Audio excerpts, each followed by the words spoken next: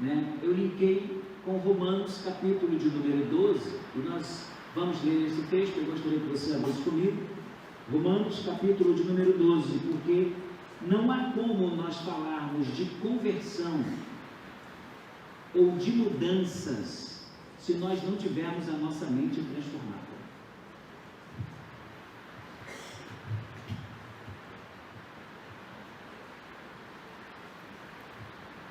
Então hoje, mais uma vez, eu gostaria de falar sobre a transformação da mente. Esse texto é um clássico, né, das Escrituras, a maioria dos irmãos conhece, alguns de vocês aqui já pregaram sobre eles, né? Aqui a gente tem a Suenaide, que prega também, a Ana Luísa, tem o João, né? Tantos irmãos aqui pregam a palavra de Deus aqui na igreja, e com certeza em algum momento vocês já devem ter usado esse texto aqui. Nós vamos ler do versículo 1 até o versículo 3, tá bom? Diz assim a palavra do nosso Deus: portanto, irmãos, pelas misericórdias de Deus, peço que ofereçam o seu corpo como sacrifício vivo, santo e agradável a Deus. Este é o culto racional de vocês. E não vivam conforme os padrões deste mundo, mas deixem que Deus os transforme pela renovação da mente, para que possam experimentar qual é a boa, agradável e perfeita vontade de Deus. Porque pela graça que me foi dada, digo a cada um de vocês, que não pense de si mesmo além do que convém. Pelo contrário, pense com moderação, segundo a medida da fé que Deus repartiu a cada um. Somente até aí, vamos orar mais uma vez, vamos falar com Deus. Pai, nós oramos, pedimos a Tua graça, pedimos o Teu amor e a Tua bênção sobre nós. Que nesta noite, mais uma vez, eu possa, Senhor, ser canal da Tua bênção para o Teu povo, que eu possa ser porta-voz da Tua mensagem, e que mais uma vez o Teu Espírito Santo possa tocar nas nossas mentes e corações. É o que te pedimos, rogamos e te agradecemos em nome de Jesus. Amém, Senhor, e amém. Meus irmãos, transformando a mente, ou transformação da mente, é o tema dessa noite. Os pensamentos são o lugar onde podemos e devemos começar a mudar. E por que eu começo com esta afirmação? É porque é lá que a luz de Deus primeiramente começa a dirigir nossa vontade por meio de mais pensamentos que podem promover a base para a escolha do nosso realinhamento com Deus e seu caminho. Se existe uma maneira pela qual eu e você devemos e podemos nos aproximar de Deus, é com a transformação da nossa mente. O nosso realinhamento com Deus, ele acontece a partir deste fenômeno, e é um fenômeno sobrenatural. É algo que, a princípio, eu e você não temos como descrever.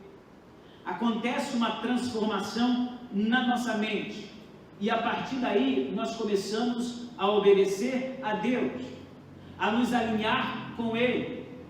Veja, hoje pela manhã nós tivemos aqui uma escola bíblica dominical em que homens e mulheres, jovens e adolescentes e também crianças, puderam compartilhar aquilo que eles experimentaram durante 3 meses. Um trimestre de absorção de conhecimento das Escrituras. Entretanto, se o Espírito de Deus não trabalhasse na mente e corações de cada um destes que estiveram hoje aqui, eles não poderiam afirmar com convicções aquilo que eles afirmaram pela manhã. Cada um testemunhou, cada um pregou. Houve irmãos aqui que deram exemplos da sua vida cotidiana, eventos que eles experimentaram na sua história de vida e que combinavam com o assunto do trimestre, e isso serviu para embasar tudo aquilo que eles aprenderam Em outras palavras, é a teologia na prática, é o conhecimento experimentado e vivido, porque não adianta eu apenas ter informações, e essas informações não mudarem a minha forma de agir, o meu modo de pensar, a minha maneira de proceder na vida. E foi exatamente o que eu presenciei hoje aqui pela manhã. Eu percebi que muitos irmãos foram transformados na sua mente. Agora, o que são os pensamentos? A gente precisa responder hoje aqui o que são os pensamentos. Em primeiro lugar, a gente precisa entender que os pensamentos são todos os modos pelos quais tomamos consciência das coisas. Quando nós pensamos sobre algo, quando nós tomamos consciência, melhor dizendo, de alguma coisa, ali está sendo construído um pensamento. Nossos pensamentos, claramente, são uma das fontes mais básicas da vida. Portanto, quem não elabora corretamente os seus pensamentos, ele não tem uma vida frutífera, uma vida saudável. Porque existem pessoas que vivem descontroladas nessa vida, porque existem pessoas perturbadas nesse tempo, é porque os seus pensamentos não são coordenados.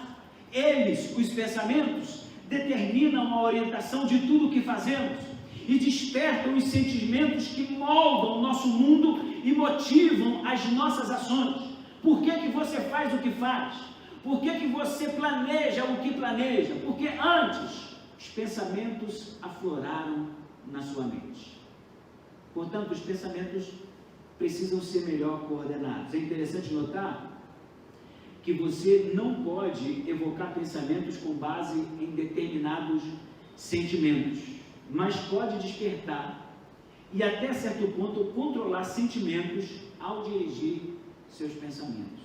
Ou seja, você quando tem pensamentos coerentes, quando você tem pensamentos sadios, quando você pensa em coisas frutíferas, as suas emoções, aquilo que você sente, se torna sempre algo melhor. Então, por isso que eu e você precisamos nos preocupar com os nossos pensamentos. E preocupar-se com os pensamentos é exatamente lutar por uma transformação, buscando a partir da graça de Deus, a partir do conhecimento das Escrituras, a partir da Bíblia Sagrada, a partir do nosso envolvimento com o Evangelho, uma transformação real. Porque, meus irmãos, não se enganem. Aquele ditado popular que nós aprendemos desde a nossa tenridade, que diz: mente vazia, oficina de Satanás, é verdadeiro. Se a nossa mente não se ocupa com aquilo que é digno, se a nossa mente não se ocupa com aquilo que é bom, que é verdadeiro, que é real, automaticamente nós vamos ter comportamentos contrários a tudo isso. Por exemplo, Filipenses capítulo de número 4, versículo de número 8, se você puder abrir conosco, abra por favor. Filipenses capítulo 4, versículo 8, a Bíblia diz assim: finalmente, irmãos, tudo que é verdadeiro, tudo que é respeitável, tudo que é justo, tudo que é puro, tudo que é amável, tudo que é de boa fama, se alguma virtude há, e se algum louvor existe, seja isso o que ocupe o vosso pensamento. Por que o mesmo apóstolo Paulo, que escreveu aos Romanos capítulo 12, informando e orientando aqueles irmãos que lutassem pela transformação, pela renovação da mente deles? Por que o mesmo apóstolo Paulo, que escreveu Romanos capítulo 12, também enfatiza aos filipenses que eles precisavam também arejar a sua mente? Mas como é que eles tinham que arejar a mente? Primeiro, vendo tudo que era verdadeiro, respeitável, justo, puro, amável, de boa fama. Ou seja, se em tudo isso há algum louvor, que isso ocupe o vosso pensamento. Por que tem gente que pensa em fazer o mal? Porque a sua mente já está controlada pelo maligno. Por que as pessoas são invejosas? Porque a sua mente está sendo influenciada pelo maligno. Por que as pessoas estão sempre achando que o outro tem alguma artimanha contra ele? Toda vez que a pessoa vai se relacionar com alguém, vai conversar com alguém, a desconfiança é sempre o primeiro comportamento. A gente nunca confia exatamente, sempre com os dois pés atrás, porque a mente já está contaminada com coisas ruins. Meus irmãos, nós precisamos pedir a Deus: Senhor, renova a minha mente. Renova a minha mente. E é exatamente o que o apóstolo Paulo está dizendo aos filipenses. Agora, nas nossas mentes existem as ideias, e a gente precisa clarear as ideias. O que são as ideias? As ideias são modos de pensar as coisas e interpretá-las. Irmãos, essas ideias, elas são tão penetrantes e tão essenciais para o processo de pensar e abordar a vida, que em geral nós não sabemos que elas, ou que essas ideias estão lá na nossa mente, e muitas vezes nem entendemos quando e como estão funcionando. Por isso que nós precisamos a todo tempo ter bons pensamentos, pensar em coisas boas, para que boas ideias também possam surgir. Nosso sistema de ideias é um artefato cultural que cresce desde a nossa tenridade. Desde quando nós somos pequenininhos, a nossa ideia vai formando, a ideia sobre as coisas vão formando, as nossas expectativas, nossos comportamentos observáveis da vida, tudo isso é fruto das ideias que nós vamos formando, enquanto já na nossa pequena idade a gente começa a vislumbrar as ideias. Quer ver um exemplo? Na família. Ali na família as ideias são formadas. Então a gente precisa observar sobre aquilo que aprendemos na nossa casa. A questão da liberdade, educação, como que se entende educação? As ideias são forjadas, são fomentadas. A felicidade, tem gente que tem uma ideia sobre felicidade, ele traduz felicidade a partir de um pensamento, a ciência, o progresso, a morte. Ainda hoje pela manhã, os irmãos sabem, eu não estava aqui, fui realizar um funeral lá no Caju, lá no Rio de Janeiro, e é impressionante como que as pessoas têm ideias sobre a morte. Cada pessoa tem um vislumbre sobre a morte. Onde surge isso? São as ideias, os pensamentos elaborados. Nós precisamos entender que as nossas ideias precisam ser observadas com mais cuidado. O que a gente pensa sobre o feminino, sobre o masculino, sobre o religioso? A gente precisa de transformação espiritual, porque a transformação espiritual transforma as nossas ideias. Tem muita gente que está falando coisas, porque, como eu disse anteriormente, produzindo conteúdo, porque, como eu disse anteriormente, tudo isso é fruto de uma vivência. Ideias que eu tenho, muitas vezes, são fruto daquilo que eu absorvi na minha infância, com os meus familiares, com os meus amigos. Ideias que muitas vezes não são bíblicas. Por isso que a gente precisa de reconhecer que por trás das nossas ideias pode sim ter um sistema maligno. Há sim, muitas vezes, um sistema maligno de ideias que governa não só a nossa vida, mas também a nossa época, a nossa cultura, e que de alguma forma também estabelece uma vida distante de Deus. Tem gente que se tornou religioso e não sabe. Tem gente que sempre foi religioso e não conhece. Tem gente que tem uma ideia sobre Deus equivocada. Ele frequenta os cultos até, ele vem na igreja, ele canta, ele até repete as orações, porque tem gente que aprende orações específicas, são clichês, são maneiras de se conversar com Deus que na congregação já se desenvolvem. Mas ele não percebe que muitas vezes o que ele fala é apenas a reprodução, o que ele prega é apenas a reprodução, muitas vezes de um sistema maligno. Irmãos, o inimigo das nossas almas, ele trabalha com as ideias. Não se impressione com isso. Ele trabalha com as ideias.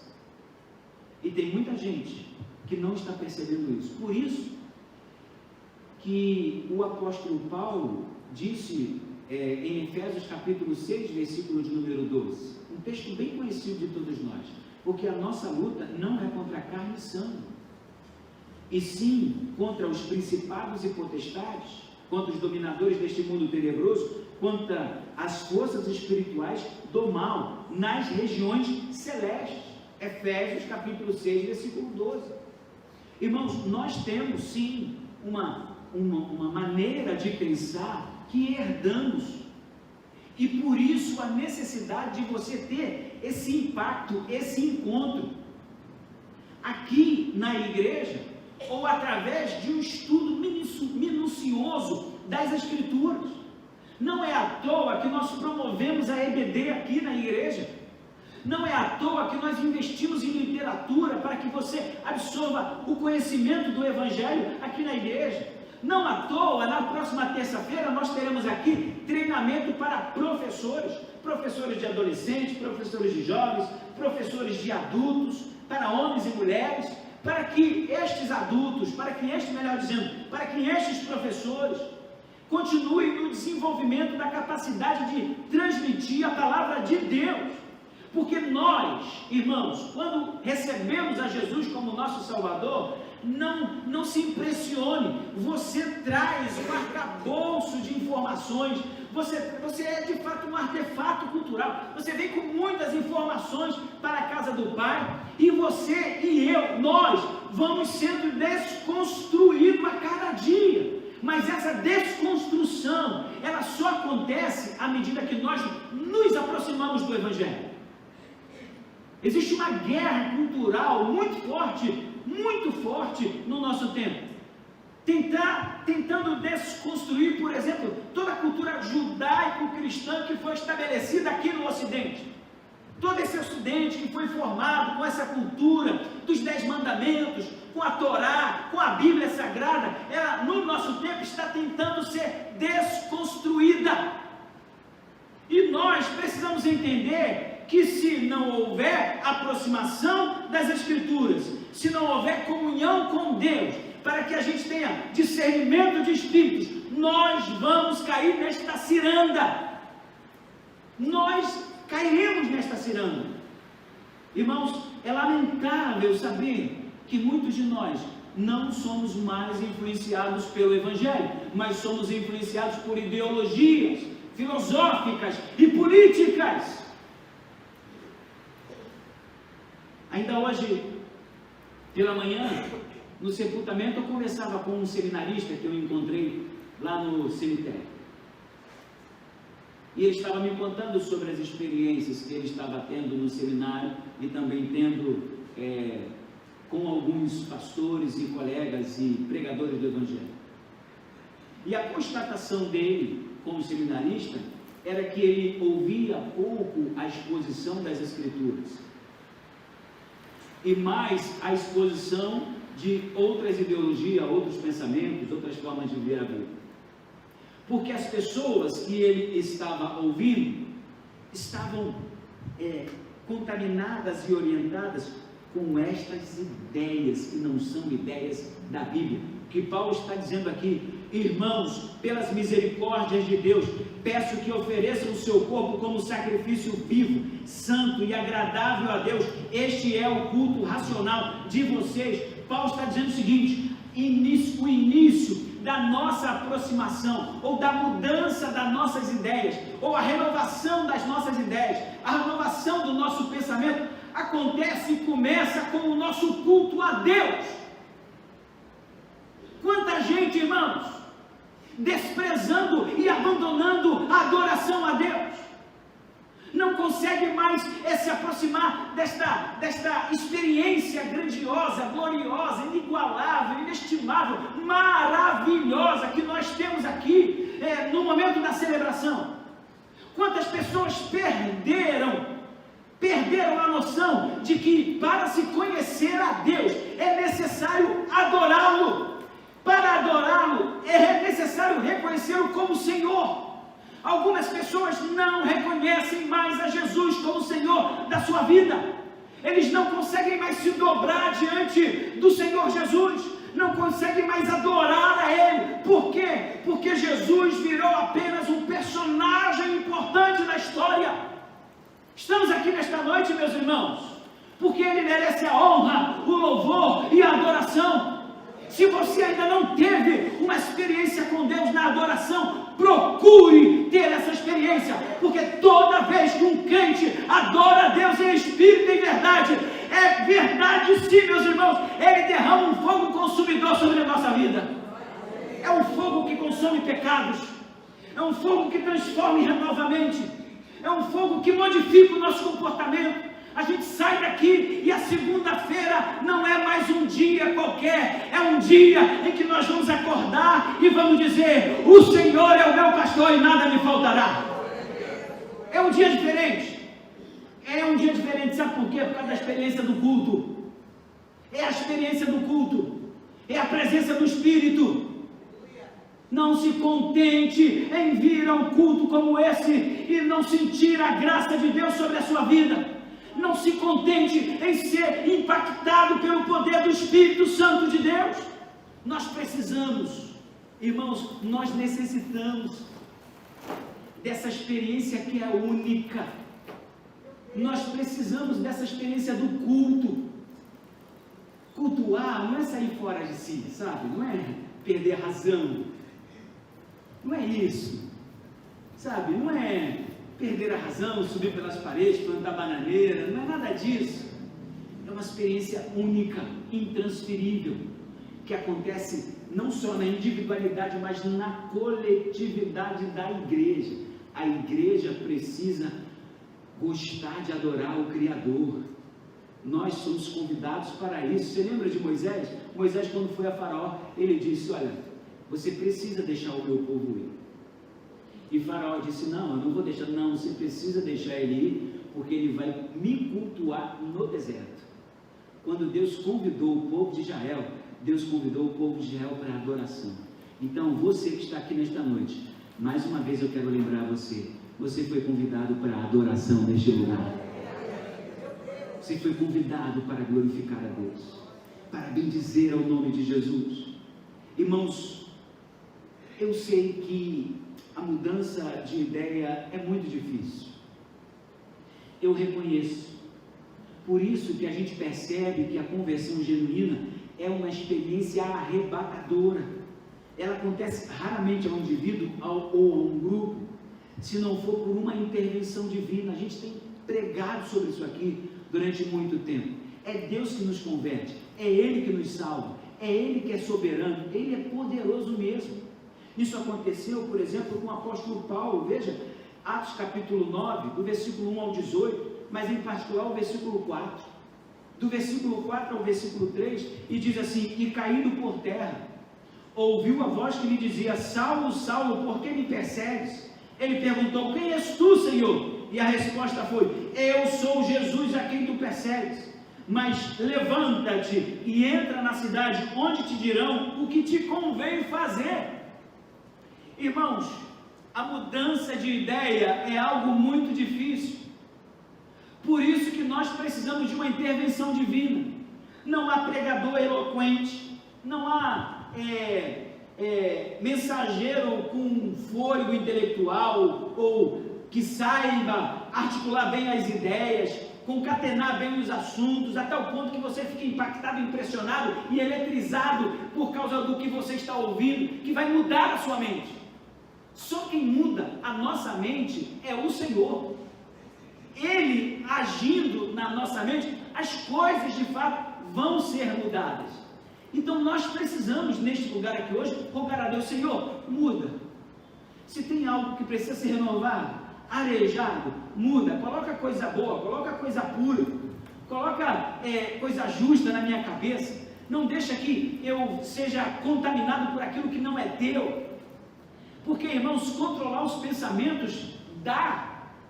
Controlar os pensamentos dá. Se você for uma pessoa que está dentro da normalidade dos seres humanos, né, tirando aí os psicopatas, né, controlar os pensamentos dá sim. Por isso que Paulo diz, você precisa pensar naquilo que é justo, naquilo que é bom, para que você tenha bons comportamentos.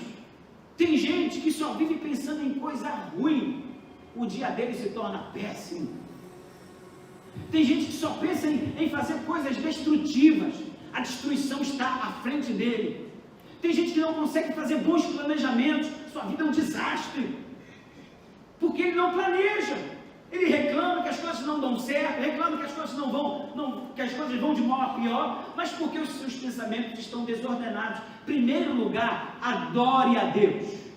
Comece a ter uma rotina de adoração. Não seja um bilolado não, tá? A todo momento cantando, está trabalhando, ao invés de estar trabalhando, está louvando a Deus. Não, por favor, não dê mau exemplo lá no seu trabalho, ok? Hora de trabalho é hora de trabalho, mas se teve o tempo, tem um momento para adorar a Deus, aproveite, você está aqui, nesse tempo de adoração, quando você chegar aqui, já chega, guardando os teus pés, a Bíblia diz, não é isso? Quando você chegar ali, que você entrar, você cumprimenta todo mundo, dá a paz do Senhor, dê graça e paz, boa noite, bom dia, não importa, mas quando você adentrar ali, já vai dizendo, Senhor, eu acabei de chegar, agora é comigo, Senhor, eu vim te oferecer, porque o crente não vem, ele não fica na neura de buscar bênçãos da parte de Deus.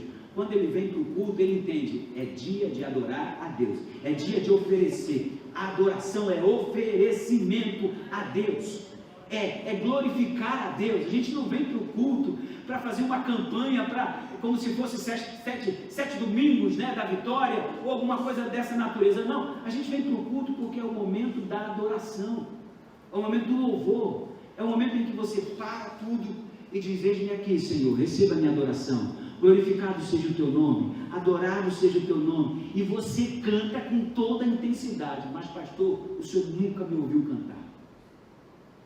Aí eu digo para você, eu não quero te ouvir cantar. Canta no meio da multidão. Tá certo? Pastor, minha voz não presta.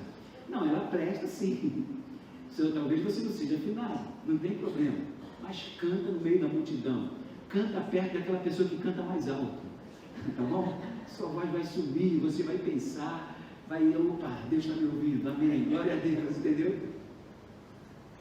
O que nós não podemos negociar é a nossa adoração a Deus. A nossa adoração a Deus não pode ser terceirizada, porque essa história de achar que o culto foi ruim, o culto hoje não foi bom, esquece isso, meu irmão, esquece isso, meu irmão. A adoração é algo que acontece no individual, mas na coletividade. Olha, quando você começa a adorar a Deus, alguém que está próximo a você, que estava desanimado, começa a olhar, também vou cantar. Sabia que acontece isso? Quantas vezes, irmãos, eu entrei aqui mal, olha, eu disse, Deus, hoje não dá para abrir a boca, eu só vou pregar, Senhor, e olha lá, porque está ruim coisa hoje para mim. Porque eu não sei se você sabe, o pastor também sente problemas, né? E de repente eu vejo os meninos aqui cantando, né? Ou as meninas aqui cantando, vejo alguém, olho para o lado e vejo alguém cantando, eu falo assim, meu problema é muito pequeno. E eu começo a ser motivado por aquele que está cantando, por aquele que está adorando, e começo a perceber que há um Deus que está ouvindo aquele clamor e aquela adoração. Logo, esse mesmo Deus vai ouvir o meu clamor e a minha adoração. Irmãos, tem uma coisa para dizer para vocês. Quando Deus ouve um louvor, quando Deus ouve a sua igreja adorar, não há como Ele não se derreter diante de tudo isso. Sabe, irmãos, ainda que não viemos aqui para buscar bênçãos dEle, é natural que por causa do nosso coração quebrantado, Deus não consegue nos rejeitar. Ele nos acolhe no seu trono de graça, e aquilo que nos tem falta, aquilo que está faltando para nós, se for da vontade dele, ele começa a suprir. Hoje, nesta noite, eu não sei o que está faltando para você, dar sequência a essa semana, o mês, o ano, não sei como é que está a sua vida. Eu só sei de uma coisa, como já diria aquela antiga canção, simplesmente adore a Ele, experimente ter uma experiência de adoração com Deus, com a congregação, com a igreja. Irmãos, algo novo vai acontecer na sua vida, algo novo, sabe, algo novo vai acontecer. Foi o que aconteceu com o apóstolo Paulo. Qual era o pensamento de Paulo? Em nome de Deus, ele estava perseguindo os cristãos. O que Deus teve que fazer com ele? Se apresentou diante dele, interferiu a sua história. Irmãos, peça para Deus interferir. Diga para Deus: Senhor, se for necessário, me derruba do cavalo, me joga no chão. Alguns comentaristas vão dizer que Paulo estava assentado num cavalo, numa sela, e ele caiu. Outros vão dizer que não, que ele estava apenas andando e de repente caiu em terra, né? Há muitos argumentos para todas as duas teorias. Entretanto, o texto diz que ele caiu por terra, ficou sem a visão. Talvez eu e você precisamos perder a visão desta vida para ganhar a visão que Deus tem para nos oferecer. E foi exatamente o que aconteceu com o apóstolo Paulo. Primeira coisa que a gente precisa fazer hoje aqui é valorizar o culto, valorizar a adoração. Você quer ter mudança de pensamento? Comece a adorar a Deus. Comece a glorificar o nome do Senhor. Comece a exaltar. É a primeira orientação do apóstolo Paulo. Peço que ofereçam o seu corpo como sacrifício vivo, santo e agradável a Deus, que é o vosso culto racional, ou que é o culto racional de vocês. Comece pela experiência do culto. Comece pela experiência do culto. Por quê? Porque a transformação da mente não é apenas uma transformação intelectual, mas é essencialmente uma transformação espiritual. Tem gente que acha que porque acumulou muito conhecimento, ele vai ser transformado na sua forma de enxergar a vida. Não, irmãos, nós precisamos da presença de Deus iluminando a nossa mente, iluminando toda a forma de conhecimento que nós já adquirimos até aqui. Toda forma de conhecimento, nós precisamos que o Espírito ilumine. Se o Espírito Santo não nos iluminar, nós vamos continuar nas trevas. Segunda coisa, os pensamentos são o lugar onde podemos e devemos começar a mudar. É lá, como eu disse no início, é lá que nós precisamos começar a mudar as coisas. Tem gente que quer mudar comportamento, quer mudar fala, quer mudar, mas não consegue mudar a forma de pensar. É lá que a transformação começa. E como é que a gente faz isso? Absorvendo o conhecimento das Escrituras e pedindo iluminação do Espírito Santo sobre esse conhecimento. Terceiro, já que nosso sistema de ideias é um artefato cultural que cresce conosco desde a mais tenra infância, é preciso dar atenção a eles para saber se eles estão em conformidade com a palavra de Deus. Tudo que se absorveu até agora, tudo mesmo, sabe, não deixa nada, coloca tudo cativo sob a palavra de Cristo, pega tudinho, sabe, coloca sob a palavra de Cristo, que a sombra do Onipotente repouse sobre o seu conhecimento, tudo aquilo que você adquiriu até agora, e coloque em xeque: Senhor, se eu penso, está coerente com as Escrituras, coerente com a tua palavra, coerente com o que o Senhor pensa? Porque muitas vezes nós nos estribamos, nós nos orgulhamos com o conhecimento que nós adquirimos. Esses dias eu fui surpreendido com uma fala muito grotesca, arrogante de um adolescente. Um adolescente que os nossos familiares ajudaram desde sempre. E a vovó dele disse para ele assim: meu filho, você precisa avaliar isso que você está falando. Você precisa saber o que você está fazendo. Nem é assim que a vida funciona. E ele, com toda a arrogância que lhe é peculiar, virou-se para a vovó. Olha, irmãos, falar isso para uma avó. Virou-se para a avó e disse assim: vovó, eu estudo, eu não sou ignorante, eu sei o que estou fazendo. Irmãos, há muita mentira nessa fala, porque há muita arrogância nessa fala. Nem sempre nós sabemos o que estamos fazendo, nem sempre, principalmente quando uma pessoa mais experiente, idosa, fala conosco.